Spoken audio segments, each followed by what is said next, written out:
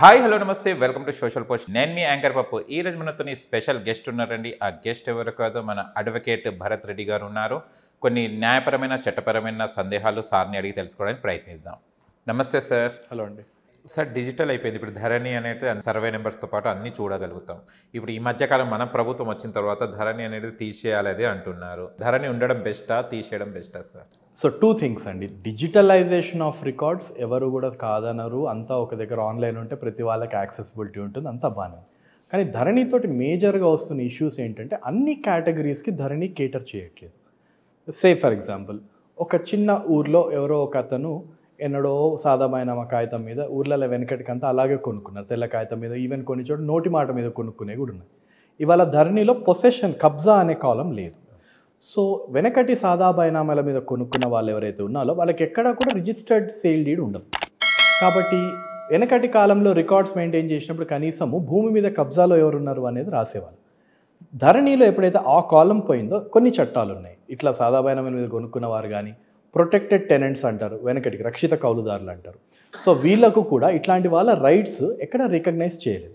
అలాగే సిస్టర్స్ ఉన్నారనుకోండి, ఇప్పుడు జనరల్గా ఒక మేల్ అమ్ముతున్నప్పుడు వారి సిస్టర్స్ కూడా ఇందాక మనం మాట్లాడుకుంటే జనరల్గా వాళ్ళకు కూడా భాగం ఉంటుంది.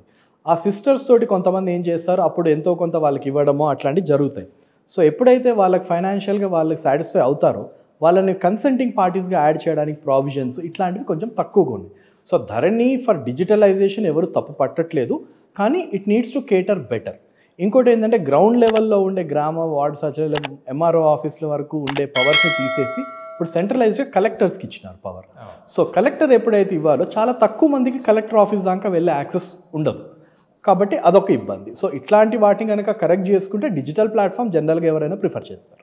ఓకే, ఒకవేళ ధరణి తీసేస్తే సార్ ఎలాంటి ప్రాబ్లమ్స్ ఫేస్ చేయాలి? అంటే మళ్ళీ అండి, ధరణి కనుక తీసేస్తే రికార్డ్స్ ఏవైతే ఉన్నాయో డిజిటలైజ్ అయిన రికార్డ్స్ మాన్యువల్గా అవుతే ఎవరో పోయి దాంట్లో ఎంట్రీస్ చేంజ్ చేయడానికి, కొంచెం ఎక్కడైనా మిస్చీఫ్ చేయడానికి ఇట్లాంటి అవకాశం ఉంటుంది.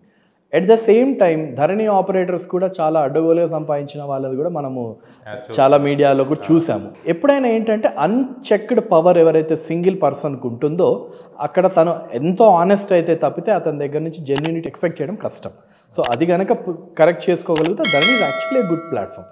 కానీ ఇట్లాంటి లోటుపాట్లను కరెక్ట్ చేసుకోవాలి, చేస్తే సరిపోతుంది. Yes. Okay sir. Okay sir, thank you so much. And ఇంకా మరి ఇన్ని క్వశ్చన్స్తో మళ్ళీ మీ ముందుకు వద్దాం, మళ్ళీ వీడియో చేద్దాం. Thank you so much.